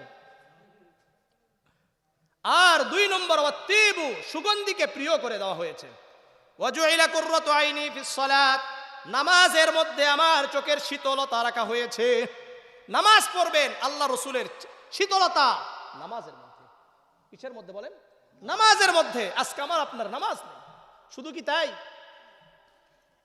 আপনাদেরকে আরেকটা হাদিস শুনাই মুসনাদে আহমদ একটা কিতাব আছে এই কিতাবের 21075 নম্বর 21570 নম্বর আর 22075 নম্বর এই হাদিসটা মনোযোগ দিয়ে শুনেন عن معاذ بن جبل رضي الله تعالى عنه قال أوصاني رسول الله صلى الله عليه وسلم ب10 كلمات معاذ بن جبل رضي الله تعالى عنه বর্ণনা করেন আল্লাহর রাসূল সাল্লাল্লাহু আলাইহি ওয়াসাল্লাম আমাকে 10টি উপদেশ দিয়েছেন কয়টি উপদেশ আবার বলেন কয়টি উপদেশ 10টি উপদেশ আমাকে দিয়েছেন সবাই মুখস্থ করবেন এক নম্বর লা তুশরিক বিল্লাহি শাইআন ওয়া ইন কুতিলতা ওয়া হুররিকতা তুমি আল্লাহর সাথে কাউকে শরীক করবে না যদিও তোমাকে জ্বালিয়ে পুড়িয়ে দেওয়া হয় তোমাকে ফাঁসিতে ঝুলানো হয় এরপরেও আল্লাহর সাথে কাউকে শরীক করবে না তাহলে আমাদেরকে যদি জ্বালিয়ে পুড়িয়ে দেওয়া হয় অথবা শুলিতে চড়িয়ে দেওয়া হয় ফাঁসিতে লটকানো হয় এরপরে আল্লাহর সাথে কাউকে শরীক করা যাবে না দুই নম্বর ওয়ালা তাউকুন্না ওয়ালিদাই ওয়া ইন আমরাকা আন তাখরুজা মিন আহলিকা ওয়া মালিক তোমার সম্পদ থেকে তোমার বাড়ি থেকে যদি তোমার পিতামাতা তোমাদেরকে বের করে দেয় এরপরেও তোমরা পিতামাতার সাথে খারাপ আচরণ করতে পারবা না আমাকে আপনাকে যদি পিতামাতা তাদের ধন সম্পদ থেকে যদি বের করে দেয় ঘর থেকে বের করে দেয় এরপরেও পিতামাতার সাথে খারাপ আচরণ করার কোনো সুযোগ ইসলামে নাই তিন নম্বর ওয়ালা তাতরুকুন্না সালাতান মাকতুবাতান মুতাআম্মিদান ফাইন্না মান তারাকা সালাতান মাকতুবাতান মুতাআম্মিদান ফাকাদ বারিয়াত মিনহু জিম্মাতুল্লাহ জেনে বুঝে তোমরা 5 ওয়াক্ত নামাজের 1 ওয়াক্ত নামাজে ছাড়তে পারবা না যে ব্যক্তি 5 ওয়াক্ত নামাজের 1 ওয়াক্ত নামাজও ছেড়ে দেয় ওই ব্যক্তি আল্লাহ তাআলার জিম্মাদারি থেকে বের হয়ে যায় আমি আপনি যদি 5 ওয়াক্ত নামাজের 1 ওয়াক্ত নামাজও যদি ছেড়ে দিই তাহলে আল্লাহ তাআলার দায়িত্বের মধ্যে আমরা আর পড়ব না তার 5 ওয়াক্ত নামাজের 1 ওয়াক্ত নামাজও ছাড়া যাবে না 3 নম্বর 4 নম্বর ওয়ালা তাশরাবান্না খামরান ফাইন্নাহু রাসু কুল্লি ফাহিশা মদ পান করবা না মদ সকল প্রকার অশ্লীলতার উৎস মদ সকল গুনাহের উৎস 5 নম্বর ওয়াইয়াকা ওয়াল ফিরার ওয়াইয়াকা ওয়াল মাসিয়া ফাইন্না বিল মাসিয়াতি হাল্লা সাখতুল্লাহি আযজা ওয়া জাল্লা আল্লাহর রাসূল বললেন 5 তোমরা গুনাহের কাছাকাছি যেও না কারণ গুনাহের কারণে সকল প্রকার গজব তোমাদের উপর অবতীর্ণ হয় দুনিয়াতে যত গজব যত শাস্তি সব আমার আপনার গুনাহের কারণে 6 নম্বর ওয়াইয়াকা ওয়াল ফিরার মিনাজ যাহাব ওয়া ইন হালাকান নাস যুদ্ধের ময়দান থেকে পলায়ন করবা না যদিও সকল মুজাহিদ শহীদ হয়ে যায় সকল মুজাহিদরা শহীদ হয়ে গেছে এরপরেও তুমি যুদ্ধের ময়দান থেকে পলায়ন করতে পারবা না যুদ্ধের ময়দান থেকে পলায়ন করা যাবে না। 7 নম্বর, ওয়াইদা আসাবান নাস মাউতুন ওয়া আনতা ফীহিম ফাসবুত। এটার মনোযোগ দিয়ে শুনেন। কোন এলাকায় মহামারী দেখা দিয়েছে, মহামারী বুঝেন, করোনা মহামারী দেখা দিয়েছে, ওই এলাকায় যদি তুমি থাকো তাহলে তুমি বের হতে পারবা না, ওখানে অবস্থান করতে পারবে, ওখানে অবস্থান তোমাকে করতে হবে। এটাই হলো লকডাউন। লকডাউন এটার আবিষ্কারক কে? কথা বলে না। রাসূলুল্লাহ সাল্লাল্লাহু আলাইহি ওয়াসাল্লাম। আল্লাহর রাসূলকে এই আবিষ্কার করার শক্তি কে দিয়েছেন? আল্লাহ। অথচ লকডাউনের সময় আমেরিকানরা এটা স্বীকার করলো না যে আমরা এই নীতিটা মুহাম্মদ সাল্লাল্লাহু আলাইহি সাল্লামের এই হাদিস থেকে নিছি। আল্লাহ রাসূল কি বললেন? ওয়াইযা আসাবান নাস মাউতুন ওয়া আনতা ফীহিম ফাসবুত। যদি কোনো এলাকায় মহামারী দেখা যায়, ওই এলাকায় যদি তুমি থাকো তুমি বের হতে পারবা না। তাহলে এই লকডাউনের পদ্ধতি, লকডাউনের আবিষ্কারক কে হলেন? মুহাম্মদ সাল্লাল্লাহু আলাইহি ওয়াসাল্লাম। মনে থাকবে? কয় নম্বর গেল? ভুলে গেছে। 7। এই তো মাশাআল্লাহ। ওয়ানফিক আলা ইয়ালিকা মিন কওলিক। 8 নম্বর, যথাসাধ্য পরিবারের উপর খরচ করো। যথাসাধ্য কার উপর খরচ করতে হবে? পরিবারের উপর খরচ করতে হবে। 9 নম্বর, ওয়ালা তারফাউ আনহুম আসওয়াকা আদাবান। পরিবারের উপর থেকে, সন্তানদের উপর থেকে শাসনের লাঠি হটানো যাবে না। যেদিন থেকে শাসনের লাঠি হটে গেছে সেদিন থেকে আমাদের বাড়িতে, আমাদের এলাকাগুলোতে, সমাজে বখাটে তৈরি হওয়া শুরু হয়েছে। বুঝছেন? বেয়াদব বুঝেন তো নাকি? বেয়াদব তৈরি হয়েছে। আর 10 নম্বর, আখিফহুম ফিল্লাহ। মুআয ইবনে জাবালকে আল্লাহর রাসূল বলেন, তুমি তোমাদের সন্তানদেরকে আল্লাহর পরিচয় দিতে থাকো, আল্লাহর ভয় দেখাইতে থাকো। সুতরাং আমার আপনার প্রত্যেকের উচিত আমাদের পরিবারগুলোকে এই 10টা নসিহত করা, এই 10টা লিখে রাখা। আমার সাথে একবার বলেন এই 10টা কথা। 1 নম্বর, আল্লাহর সাথে কাউকে শরীক করা যাবে না। 2 নম্বর, পিতা মাতার অবাধ্য হওয়া যাবে না। 3 নম্বর, 5 ওয়াক্ত নামাজের 1 ওয়াক্ত নামাজও ছাড়া যাবে না। 4 নম্বর, বলেন, মদ পান করা যাবে না। 5 নম্বর, গুনাহের কাছাকাছিও যাবে না। 6 নম্বর, যুদ্ধের ময়দান থেকে পলায়ন করা যাবে না। 7 নম্বর, কোনো এলাকায় যদি মহামারী দেখা যায়, ওই এলাকায় যদি আমরা থাকি তাহলে আমরা বের হতে পারবো না। 8 নম্বর, যথাসাধ্য আমাদেরকে পরিবারের উপর খরচ করতে হবে। 9 নম্বর, সন্তানদের উপর থেকে শাসন হটানো যাবে না। কারণ শাসনের অর্থ এটা নয় যে মারতে মারতে আপনি আরে কাইল করে ফেলাবেন, বিষয়টা এমন নয়। শাসন মানে হলো ভালোবাসার শাসনকে ভারসাম্যপূর্ণ আমাদের রাখতে হবে। বেশি মারাও যাবে না, বেশি শাসনও করা যাবে না, বেশি আদরও করা যাবে না। দুটার মাঝখানে রাখলে সন্তান হবে ভালো। আর 10 নম্বর, সর্বদা আমরা আমাদের সন্তানদেরকে আল্লাহর ভয় দেখাইতে থাকবো, আল্লাহর পরিচয় দিতে থাকবো। ইনশাআল্লাহ মনে থাকবে? ইনশাআল্লাহ এই 10টা কথা মনে থাকবে। এর মধ্যে আমার যে উদ্দেশ্য সেটা হলো 5 ওয়াক্ত নামাজের 1 ওয়াক্ত নামাজও যদি আমরা ছেড়ে দিই তাহলে আল্লাহ তাআলার জিম্মাদারি থেকে আমরা বের হয়ে যাব। আর যারা 5 ওয়াক্ত নামাজ পড়বেন তাদের জন্য আমি 2-1টা হাদিস বলি। 1 নম্বর হাদিস সহিহ বুখারীর 528 নম্বর হাদিস। عن أبي هريرة أنه سمع رسول الله صلى الله عليه وسلم يقول أرأيتم لو أن نهرا بباب أحدكم يغتسل فيه كل يوم 5। আবু হুরায়রা রাদিয়াল্লাহু তাআলা আনহু বলেন, আমি আল্লাহর রাসূলকে বলতে শুনেছি, আল্লাহর রাসূল বলেন, তোমাদের ঘরের সামনে যদি একটা নদী থাকে, কি থাকে? একটা নদী আছে তোমার ঘরের সামনে, তোমার দরজার সামনে। ইয়াগতাসিলু ফীহি কুল্লা ইয়াউমিন 5, আর ওই ব্যক্তি 5 বার ওই নদীতে গোসল করে। কয়বার? 5 বার গোসল করেছে। এখন আল্লাহর রাসূল বলেন, মা তাকুলু যালিকা ইবকি মিন দারনিহি। হে আমার সাহাবারা শোনো, তার শরীরে কি কোনো ময়লা বাকি থাকবে? যে ব্যক্তি 5 বার নদীতে গোসল করে তার শরীরে কি কোনো ময়লা বাকি থাকবে? সাহাবারা বললেন, ইয়া রাসূলুল্লাহ ইয়া হাবিবাল্লাহ লা ইয়াবকিহি মিন দারনিহি। ইয়া রাসূলুল্লাহ ইয়া হাবিবাল্লাহ, তার শরীরে কোনো ময়লা বাকি থাকবে না।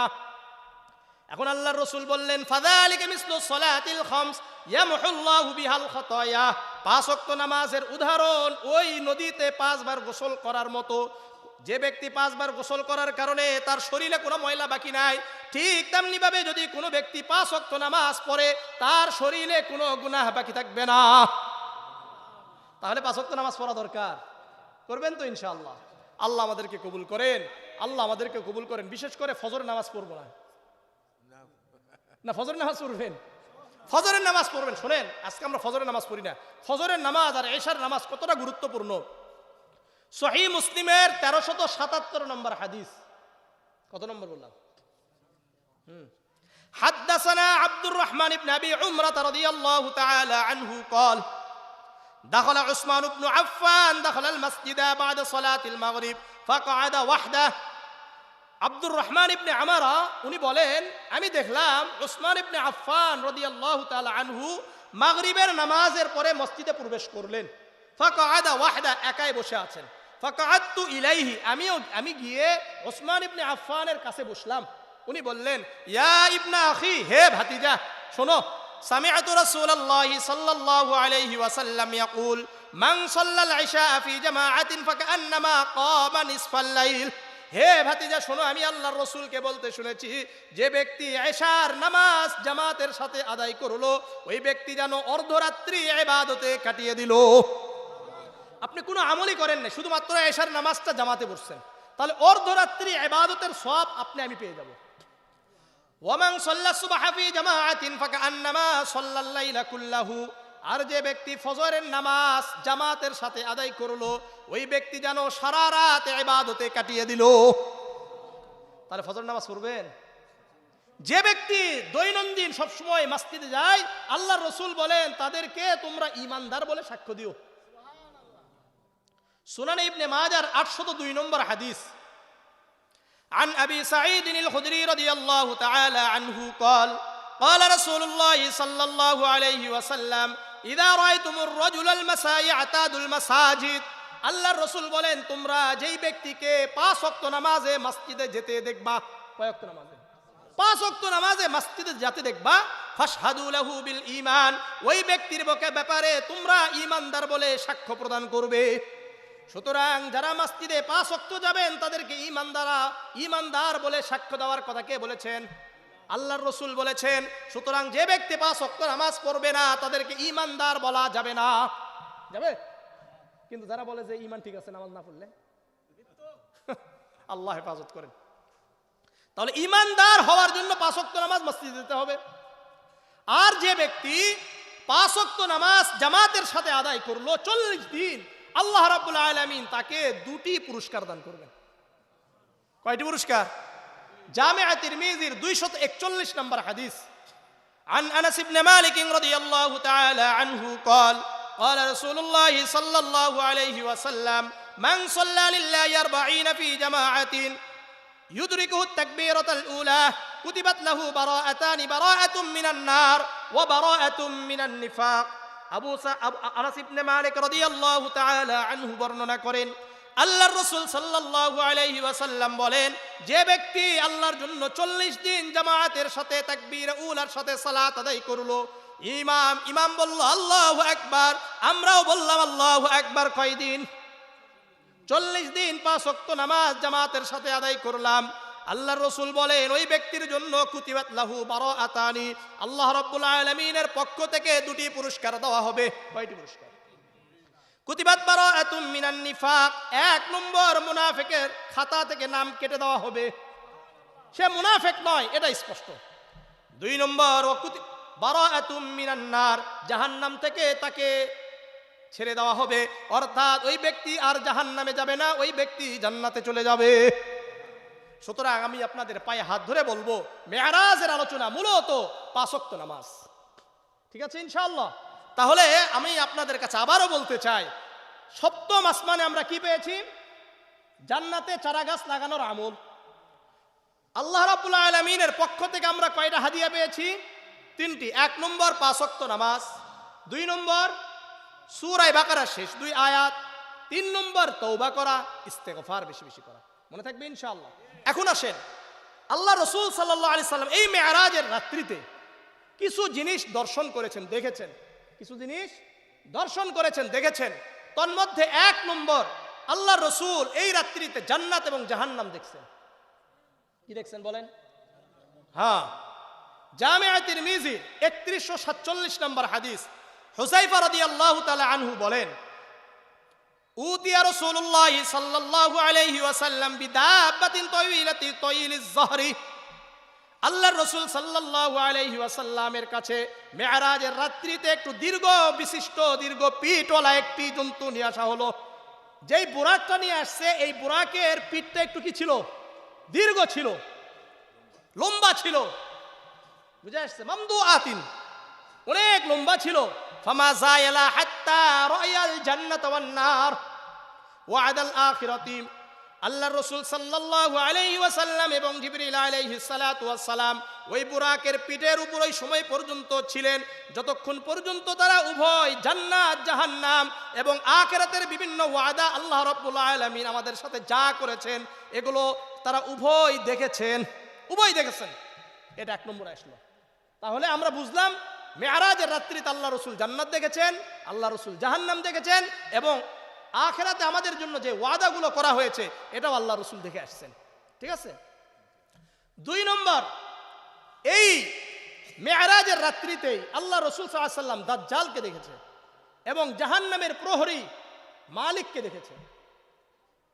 সহিহ মুসলিমের 3307 নম্বর হাদিস, عن عبد الله بن عباس رضي الله تعالى عنه قال ذكر رسول الله صلى الله عليه وسلم مالكا خازن جهنم وذكر الدجال। আব্দুল্লাহ ইবনে আব্বাস রাদিয়াল্লাহু তাআলা আনহু বর্ণনা করেন, আল্লাহর রাসূল বলেন, আমি নবী মুহাম্মদুর রাসূলুল্লাহ মেরাজের রাত্রিতে জাহান্নামের মালিক, জাহান্নামের প্রহরী মালিককে দেখেছি এবং দাজ্জালকে আমি দেখে এসেছি। তাহলে দুটা গেল।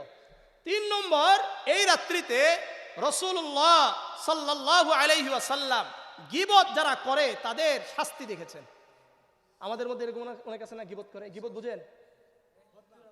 আসেন, গীবত কাকে বলে এটা আমি বলছি।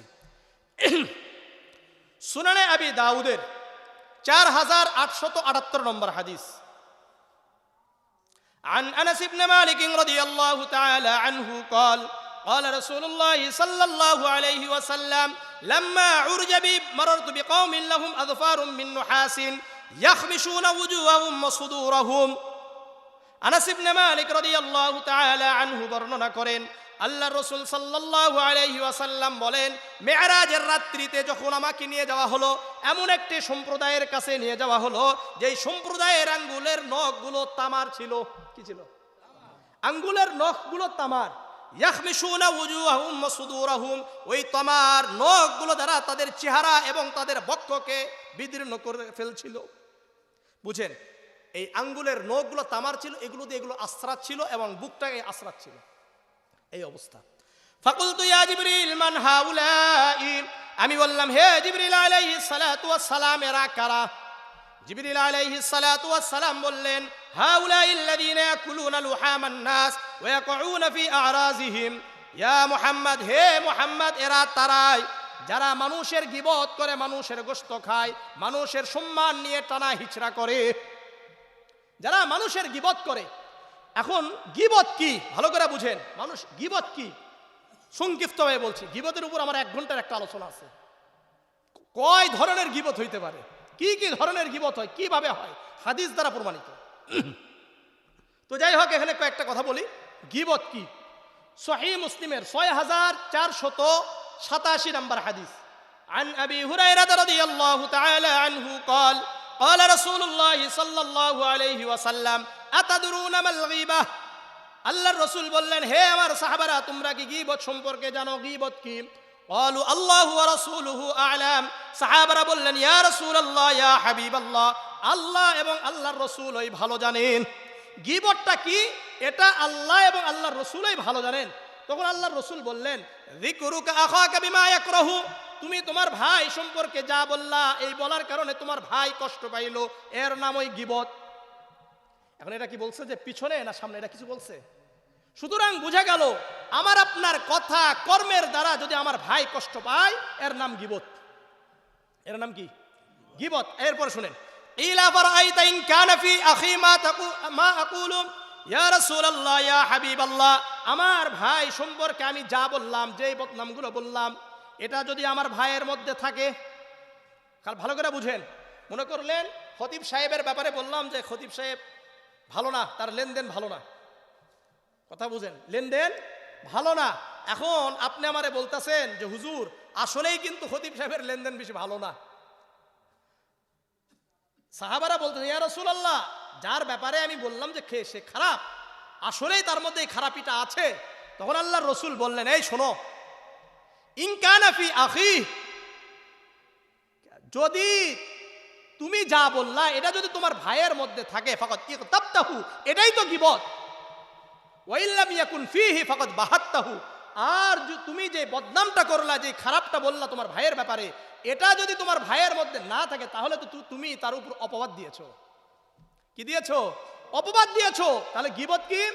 আমার মধ্যে একটা গুনাহ আছে, আমার মধ্যে একটা খারাপ অভ্যাস আছে, এটা নিয়ে আপনি আমাকে সংশোধন না করে বিভিন্ন জায়গায় বলে বেড়াচ্ছেন, আবার মানুষের সামনে আমাকে লাঞ্ছিত করছেন, এর নামই গীবত। এর নামই কি? গীবত। আরো ভালো করে শুনেন, বুঝেন গীবত করলে কতটা ভয়ঙ্কর শাস্তি হতে পারে। দুনিয়াতে হবে, আখিরাত তো বহুত দূর কি বাত হে।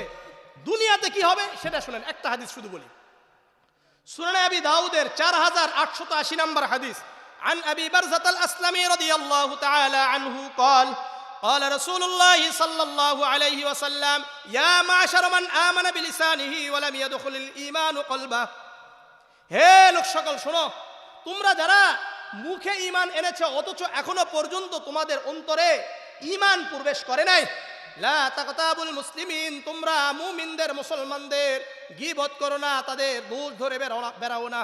ওয়ালা তাত্তাবিউ আওরাতিহিম, তোমরা একে অপরের দোষ খোঁজার মধ্যে লিপ্ত হয়ে যেও না। আমরা আছি না একে অপরের দোষ খুঁজি। আল্লাহর রাসূল বলেন, ফা ইন্নাহু মান ইত্তাবা আওরাতিহিম, কোন ব্যক্তি যদি কারো দোষ খুঁজে বের করতে চায়, ইয়াত্তাবিল্লাহু আওরাতাহু, আল্লাহ রাব্বুল আলামিন তার দোষ খোঁজা শুরু করে দেন। শুনেন ভালো করে বুঝেন, আমি ইমাম সাহেব খতিব সাহেবের এক দোষ খুঁজতেছি, তখন আল্লাহ রাব্বুল আলামিন আমার দোষ খোঁজা শুরু করবেন। আর আল্লাহ যার দোষ খোঁজা শুরু করবে, ইয়াফদাহু ফি বাইতিহি, আল্লাহ রাব্বুল আলামিন তাকে তার ঘরে বসে তাকে লাঞ্ছিত করবে। সুতরাং যারা গীবত করেন, যারা অন্যের দোষ খোঁজার মধ্যে লিপ্ত আছি আমরা, আপনি এটা মনে রাখেন, মৌতের আগে, মৃত্যুর আগে আপনাকে আল্লাহ তাআলা ঘরে বসে লাঞ্ছিত করবে। ঘরে বসে কি করবে? লাঞ্ছিত করবে। আর আমাদের মধ্যে আরো কিছু আছে, সেটা হলো একজনের একটা দোষ পাইছি, এটা ফেসবুক আছে সব জায়গায়, এমনকি মাহফিলগুলোতেও বলি কি বলি না, তাদের জন্য দেখেন এই যে ট্রল করা, ট্রল করলে ক্ষতি কি? জামিআ তিরমিজির 2505 নম্বর হাদিস, عن معاذ بن جبل عن النبي صلى الله عليه وسلم قال من عير أخاه بذنب لم يمت حتى يعمله, যে ব্যক্তি, আল্লাহ রাসূল বলেন, দেখেন, যে ব্যক্তি কোন ভাইয়ের দোষকে নিয়ে ট্রল করলো, বিভিন্ন জায়গায় বলে বেড়ালো, আল্লাহ রাব্বুল আলামিন ওই ব্যক্তিকে, যে ব্যক্তি ট্রল করছে তাকে ওই সময় পর্যন্ত মৃত্যু দিবে না যতক্ষণ পর্যন্ত ওই ব্যক্তিকে ওই গুনাহে আল্লাহ লিপ্ত করবে না।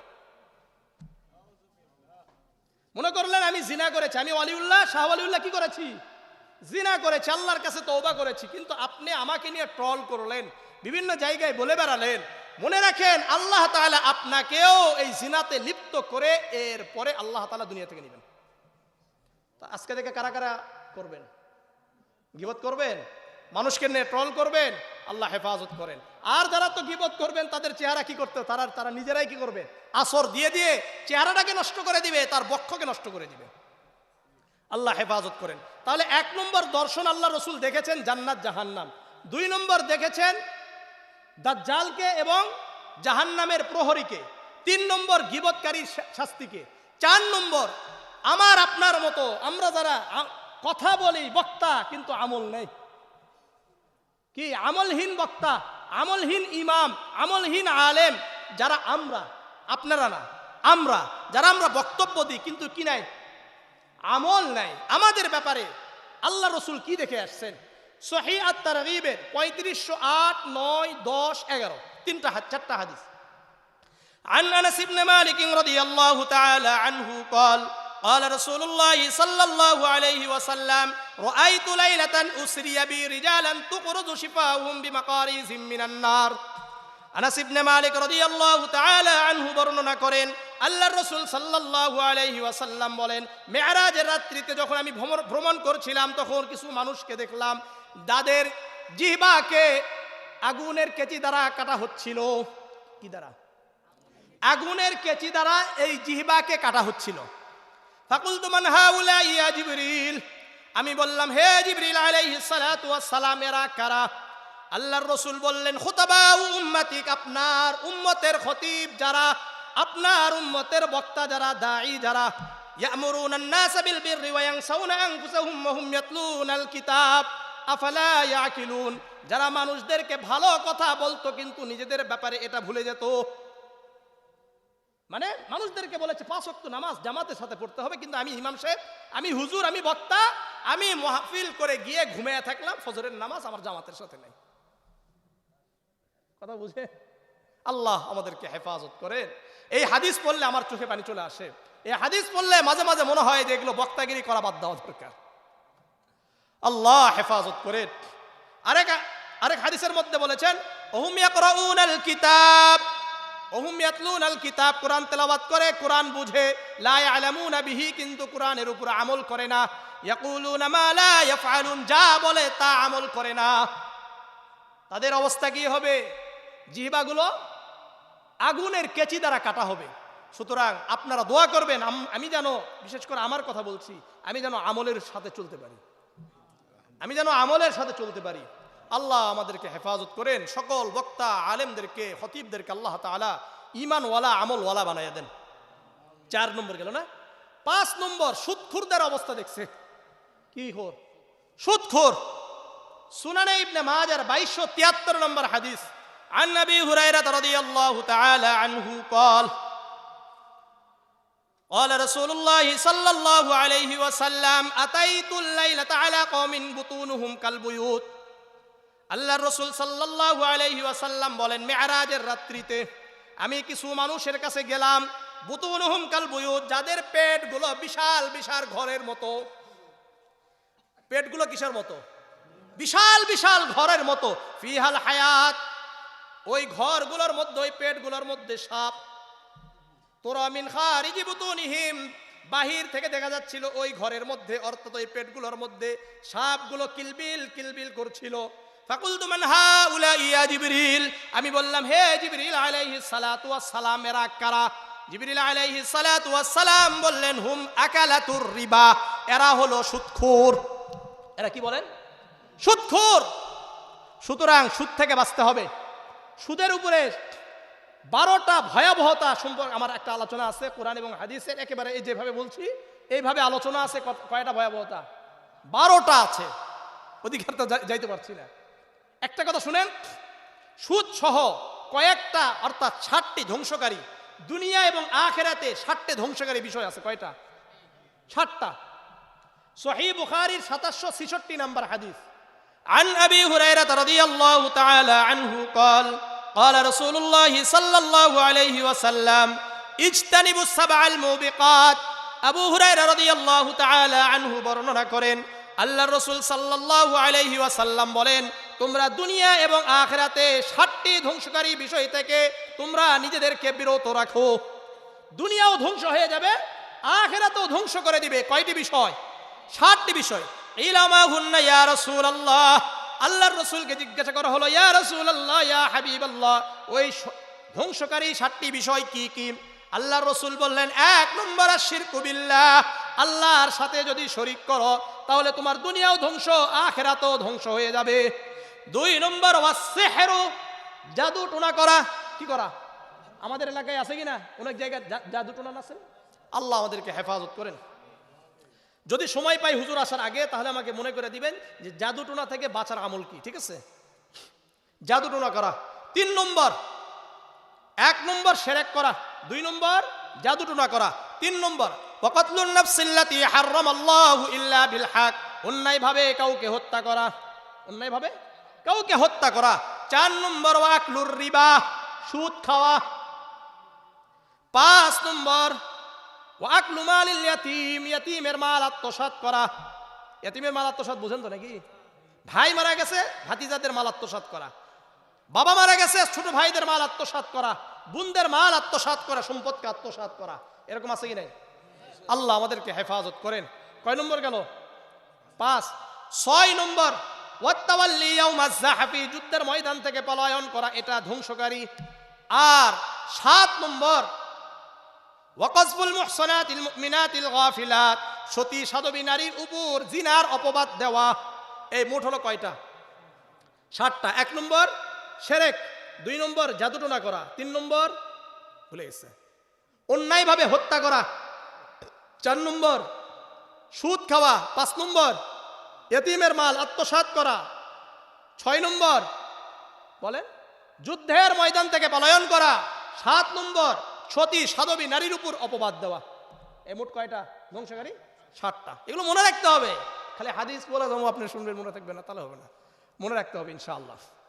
তাহলে সুদ খাওয়া থেকে আমাদেরকে বাঁচতে হবে। আল্লাহ রসুলের 5ম নম্বর দর্শন এটা, দেখছেন অবস্থা। এরপরে 6 নম্বর, রসুল করিম সাল্লাল্লাহু আলাইহি সাল্লাম হাউজে কাউসার দেখেছেন। কি দেখেছেন? এই রাতে হাউজে কাউসার। সহিহ বুখারীর 6581 নম্বর হাদিস। عن أنس بن مالك رضي الله تعالى عنه قال قال رسول الله صلى الله عليه وسلم بينما أسير في الجنة, আল্লাহর রাসূল বলেন আমি জান্নাতে ঘোরাফেরা করছিলাম। فإذا أنا بنهر, হঠাৎ আমি একটি ঝর্ণার কাছে গেলাম। একটি কিসের কাছে গেছে? ঝর্ণার কাছে, কূপের কাছে গেছে। হাফাতাহু কিবাবুদ দুররিল মুজাওয়িফ, আমি দেখলাম যে তার 2 সাইডে 2 পার্শ্বে ফাফা মুক্তা গম্বুজ রয়েছে। এই মুক্তাগুলো ফাফা, ফাফা বুঝেন তো নাকি? হ্যাঁ, ওই যে ছাতাগুলো থাকে না সুন্দর, ভিতরে কি থাকে? কিছু থাকে না, ফাফা, এটাকে বলে ফাফা। এরকম মুক্তা দেখলাম। আমি বললাম ইয়া জিবরিল মা হাযা, হে জিবরিল এটা কি? জিবরিল আলাইহিস সালাতু ওয়াস সালাম বললেন হাযাল কাউসারুল্লাযী আ'তাকা রাব্বুক। জিবরিল আলাইহিস সালাতু ওয়াস সালাম বললেন এটা ওই কাউসার, যেই কাউসার আল্লাহ রাব্বুল আলামিন আপনাকে দান করেছেন। এটা আল্লাহ তাআলা আপনাকে দিয়েছেন। 6। 7 নম্বর, আল্লাহ রাসূল করিম সাল্লাল্লাহু আলাইহি সাল্লাম এই রাত্রিতে 4টি নদী দেখছেন। কয়টি নদী? 4টি নদী দেখেছেন। সহিহ বুখারীর 3887 নম্বর হাদিস। عن أنس بن مالك رضي الله تعالى عنه قال قال رسول الله صلى الله عليه وسلم رأيت, মানে আল্লাহর রাসূল দেখলেন, আন্নাহু রাআ আরবাআতা আনহার, কয়টা দেখছেন? 4টি নদী দেখলেন। নাহরানি জাহিরানি, 2টি প্রকাশ্য নদী, নাহরানি বাতিনানি, আর 2টি অপ্রকাশ্য নদী।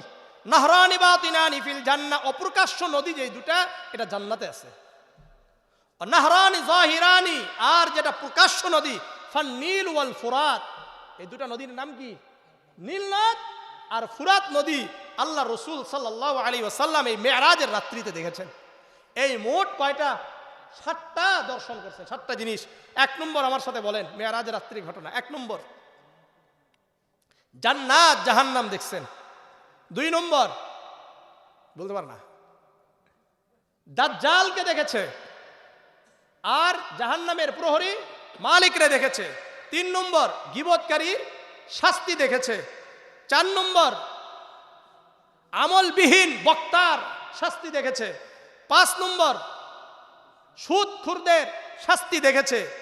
6 নম্বর হাউজে কাউসার দেখেছে।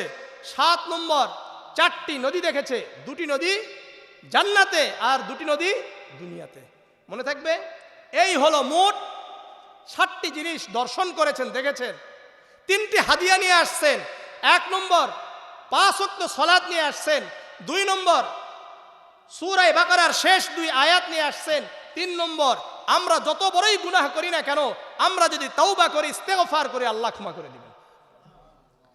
আর আশ্চর্যজনক একটা আমল হযরত ইব্রাহিম আলাইহিস সালাতু ওয়াস সালামের মাধ্যমে নিয়ে আসছেন। সেটার নাম কি বলেন? ভুলে গেছে। সুবহানাল্লাহ বললে জান্নাতে একটি চারাগাছ লাগবে। আলহামদুলিল্লাহ বললে জান্নাতে চারাগাছ লাগবে। লা ইলাহা ইল্লাল্লাহ বললে জান্নাতে চারাগাছ লাগবে। আল্লাহু আকবার বললে জান্নাতে চারাগাছ লাগবে। মনে থাকবে ইনশাআল্লাহ।